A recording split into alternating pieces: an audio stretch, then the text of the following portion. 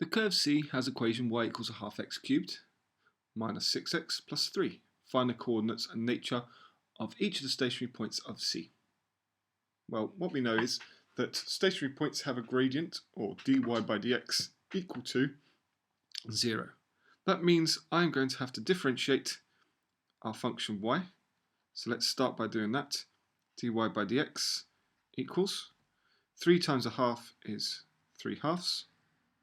X, decreasing the power, squared. Minus 6x differentiated gives us 6, and the constant differentiated disappears. Now, because I want to find the stationary point, what I want to do is I want to set dy by dx equal to 0. So remember, this is an equation, so don't just write equals 0 at the end. It should be two-sided so that we can balance this equation and solve it. So x squared, 3 over 2 x squared minus 6 equals 0. Let's add 6 to both sides.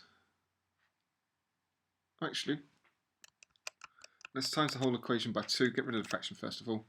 Times the equation by 2.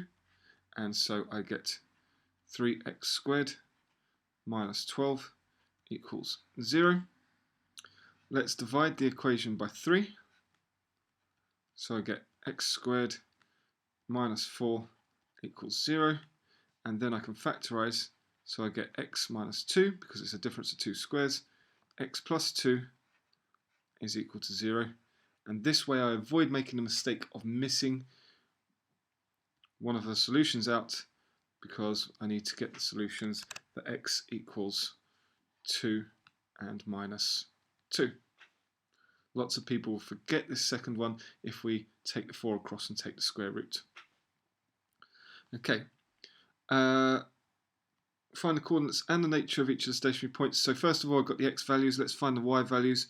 X equals 2, y equals half, 2 cubed minus 6, lots of 2, plus 3.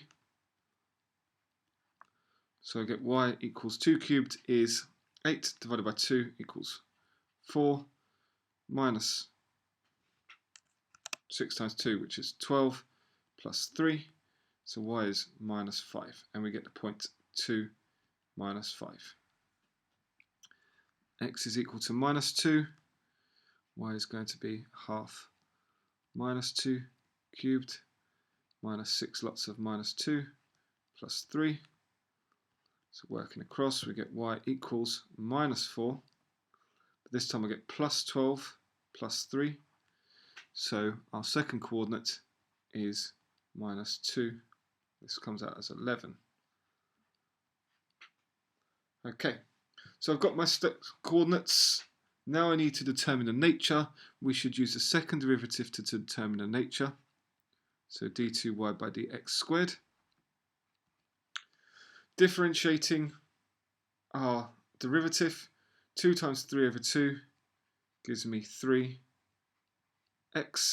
Differentiating the constant disappears, so we get d2y by dx squared is 3x. At x equals 2, d2y by dx squared equals 3 times 2, which is going to be 6, and it's greater than 0. So therefore, remember that there's an inverse logic here.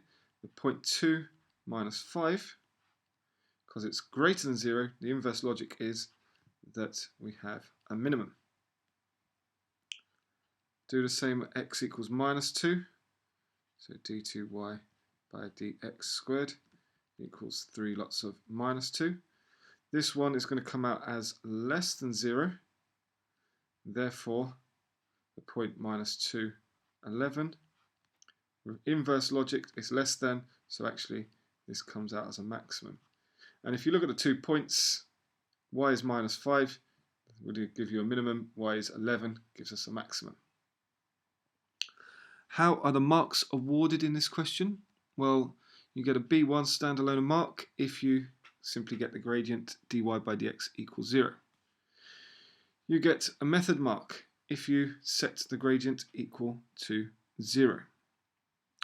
You then get an answer or an accuracy mark if you get both of the coordinates Correct.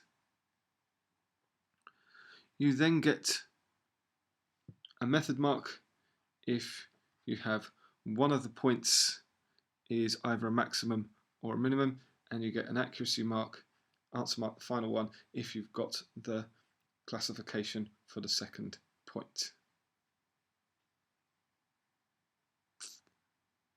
And sorry, there is a missing mark there, just checking back over. There is an answer mark if you've got x equals 2 and -2, but you have to have both of these values to get that answer mark, so apologies for missing out that mark there. Okay, well I hope that all made sense and that you understood that question.